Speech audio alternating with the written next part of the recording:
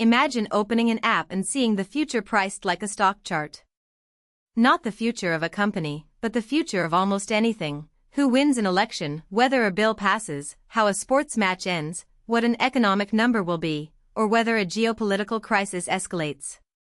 That is the basic idea behind Polymarket, a cryptocurrency-based prediction market launched in 2020 and headquartered in Manhattan, with legal domicile in Panama.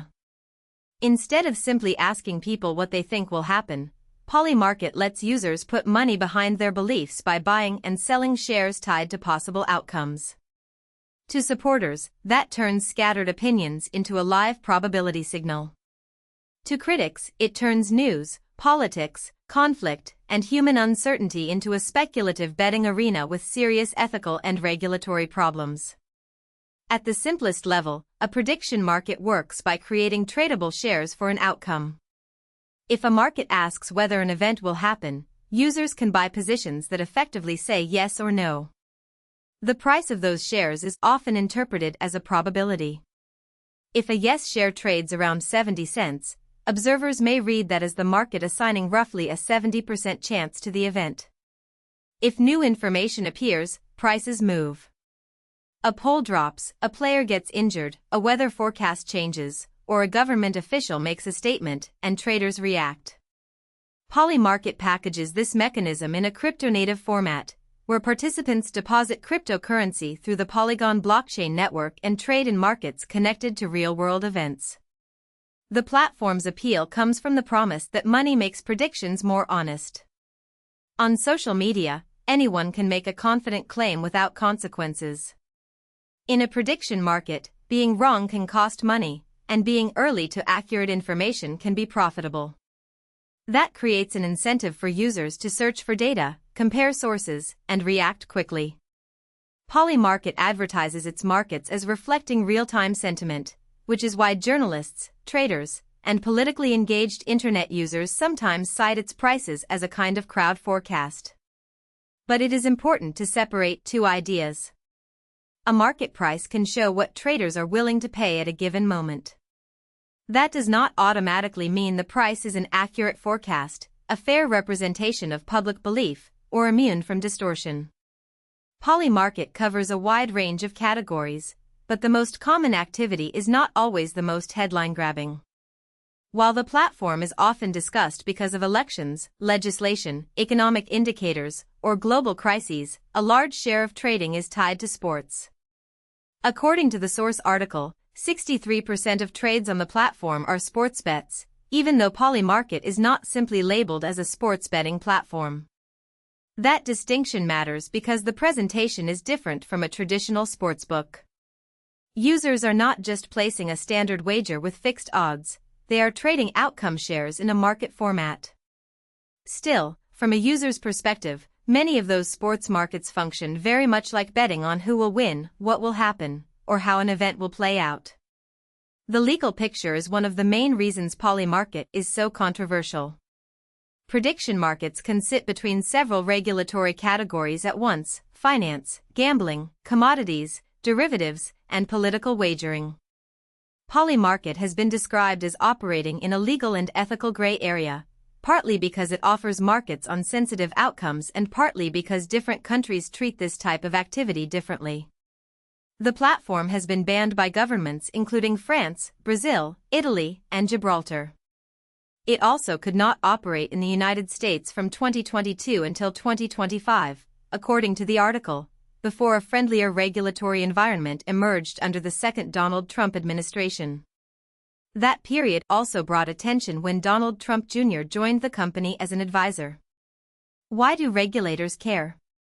One reason is consumer protection.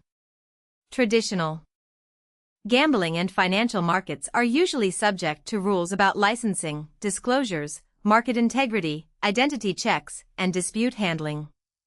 When a platform operates across borders using cryptocurrency, enforcement becomes more complicated. Users may see the interface as simple, but the underlying legal question can be messy. Are they gambling, trading derivatives, expressing political forecasts, or participating in something else? Regulators also worry about whether users understand the risks. Prediction markets can feel analytical because they use charts, prices, and probabilities, but they can still produce the same harms associated with gambling, losses, compulsive behavior, and the false belief that a clever user can consistently beat uncertainty.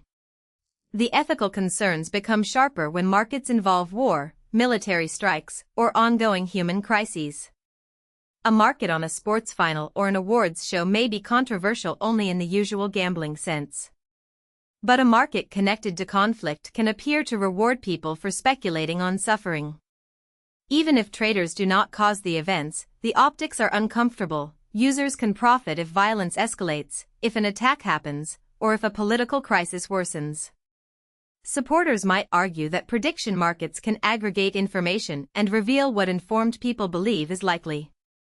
Critics respond that not every future outcome should be turned into a tradable asset, especially when the subject involves death, the fear, or instability rather than entertainment or routine public data. Another major challenge is market manipulation.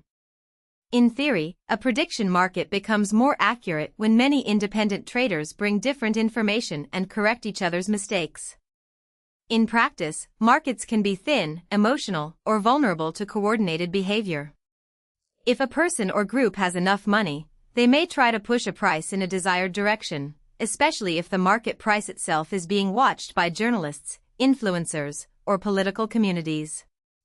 There have also been observed instances of insider trading and attempts to manipulate outcomes on the platform, according to the article. Insider information is particularly dangerous because prediction markets often reward people who know something before the public does, even if that knowledge was obtained unfairly. This creates a deeper problem for the claim that prediction markets are uniquely accurate. Scholars have challenged whether Polymarket efficiently and accurately aggregates information about outcomes. A price can be informative, but it can also reflect who is allowed to trade, who has the most money, what rumors are circulating, how liquid the market is, and whether traders are motivated by belief, entertainment, ideology, or promotion. If a small number of participants dominate a market, the price may not represent collective wisdom. If a social media narrative drives trading, the market may amplify hype instead of correcting it. The phrase real-time sentiment may be true in a narrow sense, but sentiment is not the same thing as truth. Polymarket's public image has also faced criticism beyond the markets themselves. A New York Times review of the platform's social media posts found hundreds of false and misleading posts, according to the article. Politico uncovered a campaign in which Polymarket paid influencers to praise the platform for its supposed accuracy. The Wall Street Journal reported that Polymarket paid content creators to show simulated trades with fake wins on clones of the website, and also paid to promote user-generated content explaining how to use insider information on Polymarket. These allegations matter because prediction markets depend heavily on trust. If a platform markets itself as a clear window into reality, misleading promotion can undermine the very credibility it is trying to sell. At the same time, Polymarket's growth points to a real demand that traditional systems have not fully satisfied. Some gamblers and traders are drawn to unregulated or less regulated platforms because they believe regulated bookmakers can be slow, restrictive, or unfair. The article cites a 2026 survey by Gambling News, saying a growing number of gamblers are using unregulated platforms such as Polymarket, partly because regulated bookmakers are accused of using regulation as an excuse to void bets and withhold payment.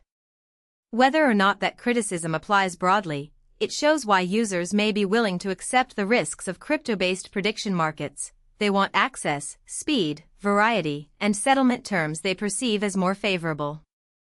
The Polymarket story is ultimately about more than one company. It shows how cryptocurrency, online gambling, financial trading, social media, and politics are converging into a new kind of information marketplace. The platform can make uncertainty visible by attaching prices to future events, and in some cases that can be genuinely useful. But those prices can also be distorted, promoted, manipulated, or misunderstood. The key question is not simply whether prediction markets work. It is what society is willing to let people bet on, who is responsible when those markets go wrong, and whether a live price on the future makes us better informed or just more willing to gamble on reality. If you found this helpful, please like this video and subscribe for more explainers.